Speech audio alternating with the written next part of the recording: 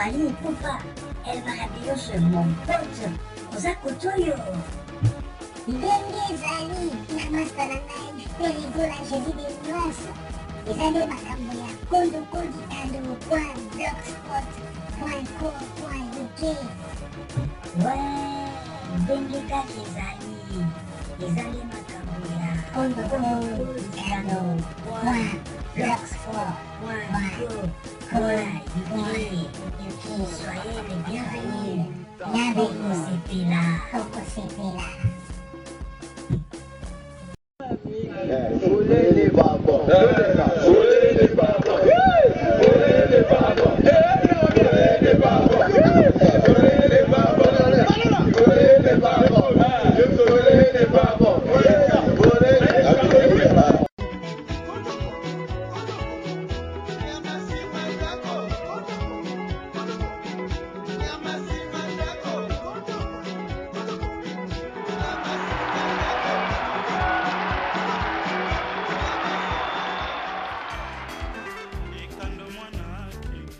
Ikando mwana kini papa e talaka sola monzoto na lisangwe mbutu na moi batelaka ye ma petite yeo ayo.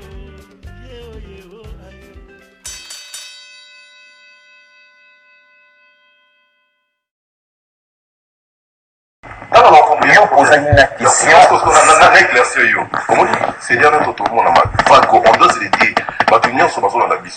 Beaucoup de gens, c'est la situation dans les quartiers. Mais est-ce qu'on a mis tout? Babi, tout le monde a dit, on a fait papa là yo. On a fait les go là, on voit la télé, il y a des qui passent comme ça. Mais moi, je veux que papa n'a pas attaqué. Qu'est-ce que tu as dit? Ok, et ça va ici, là pour toi. Parce que Yomoko, naïveté, on se bien le roi de la forêt, ou la son, ambassadeur de la paix, papa là. Parce qu'on a eu le roi de la forêt pour la fille, Azana. Aza papa n'est-ce pas? C'est-à-dire, le roi de la forêt, Aza n'a manqué respect. Est-ce qu'ils ont un sens? Il y a un sens. On a pour l'affaire Aza n'est grand frère. Bon, on a la première génération au Nimus maison mère. On a la deuxième génération. Si on a pas au Nimus maison mère, on va y avoir des frères qui ont Goma. Parmi les musiciens, on va intéresser à ma solo maison mère Aza pas. Et ça n'a pas passé. Comprendre. Et ça n'a pas passé parce que conseil nous appelle ça dans la Goma et ça n'a dit. Ah, moi c'est un coup de main, on a vraiment aux artistes et puis aux bien. Souris la kin, le mouvement et au sein là parce que vieux koto là a ébini façonné et puis on y va dans le film. Après ça un conseil là. Les moi on reconnaître qu'il est roi de la forêt à sa peau yazali. Qu'il y a une ça.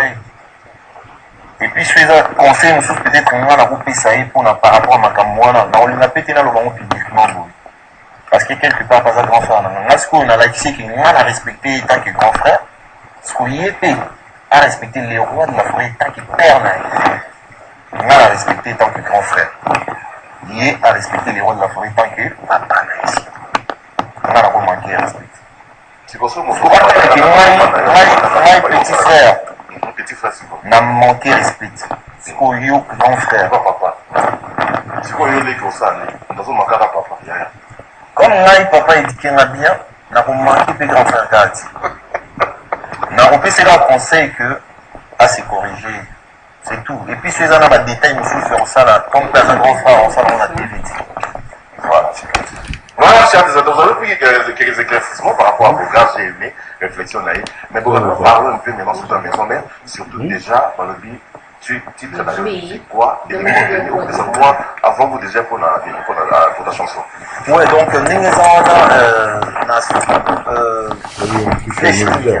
titre nanga eza est-ce que on est déjà est-ce que toujours se poser la question du coup on poser la question